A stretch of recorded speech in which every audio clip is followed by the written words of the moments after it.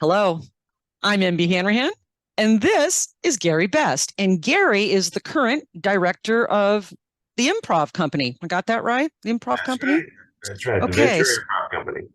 yes. And so, big question, but describe briefly the art of improv and maybe a little bit of history about the company. Well, improv is a wonderful art because it's the only one I know where we consistently create the product in front of the audience. And so we never know what's going to happen. And that's the beauty of it. We learn and teach a lot of skills that are very handy in life. You learn very quickly to tolerate uncertainty, to tolerate failure, to embrace failure, and embrace accidents and embrace your partner. And so all those things are just addictive to me, and I've been doing it for 40 years, and I love it. So that's that. And the company started. I met Tom Mueller, who was a co-founder with me of the company in 1984, and we were Wow.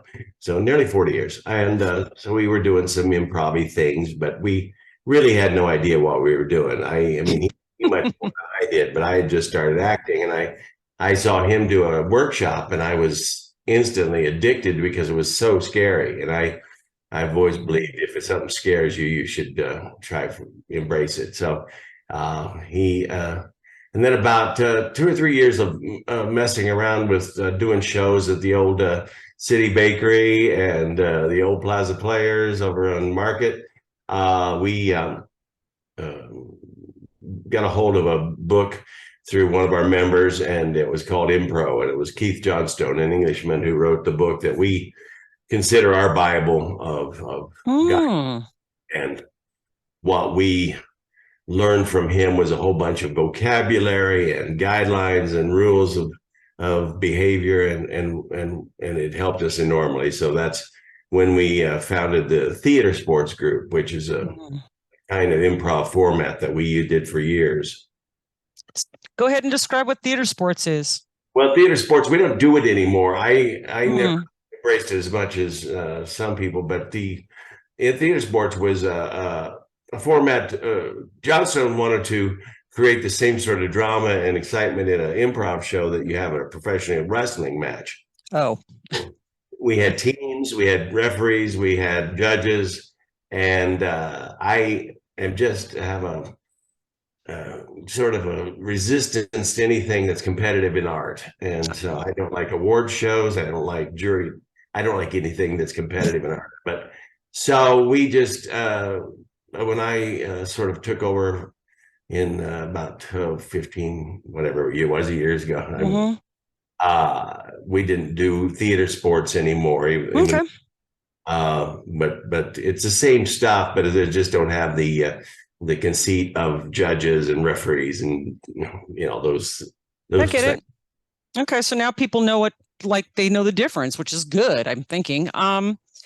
So describe more or less. So say I just came to one of your, I guess you call them performances or workshops. Tell me kind of how it goes. Or is there a difference between a workshop and like a something that the public would attend? Absolutely. Every Okay. month,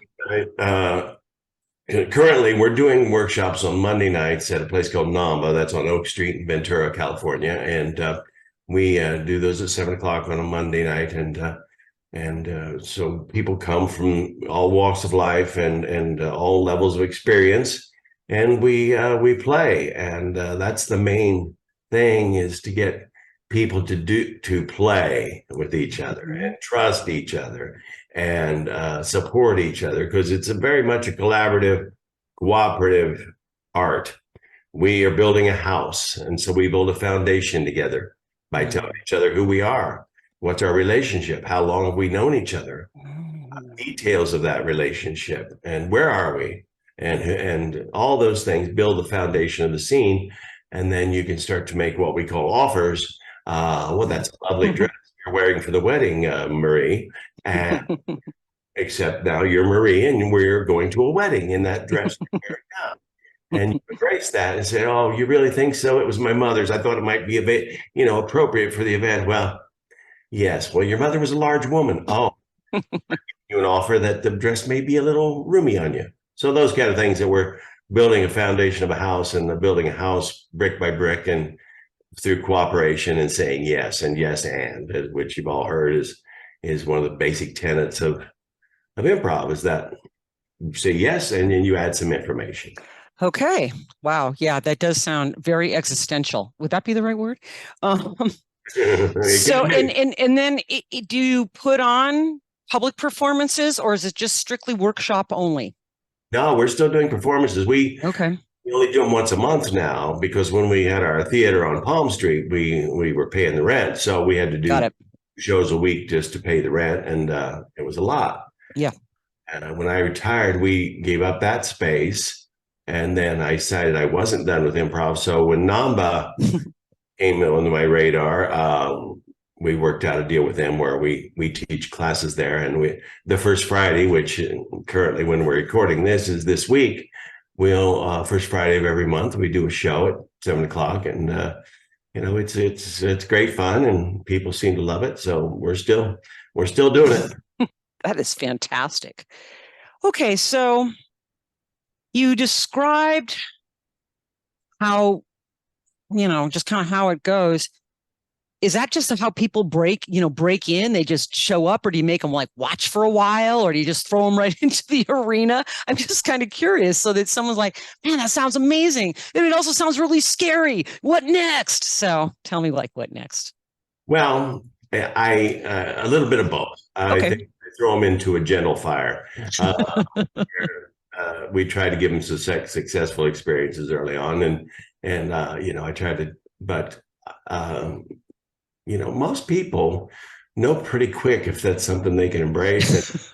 And we, people come for all kinds of different reasons. A lot of people come just for the society of it, or they lack confidence, or they've been Oh. wanting to do something creative, and so for me as an instructor, you'd have to sort of identify what their need is, why are they coming, and Mhm.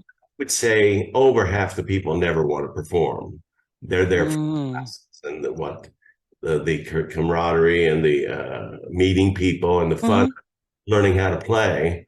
And then if people come with acting experience or all kinds of different reasons, but no, we get them in the workshop and we throw them in the fire and see, or maybe that's not the greatest. Well, yeah, like participants only, no observers. You have to participate. Well, yeah, I occasionally somebody will bring their wife or their daughter Oh, and okay. watch it. I'm like, sure, but usually they end up getting up and doing the silliness because it's pretty silly. Well, I was going to ask you, like, how improv figures with both it's okay to call them actors, right? They are actors or improvisationalist people.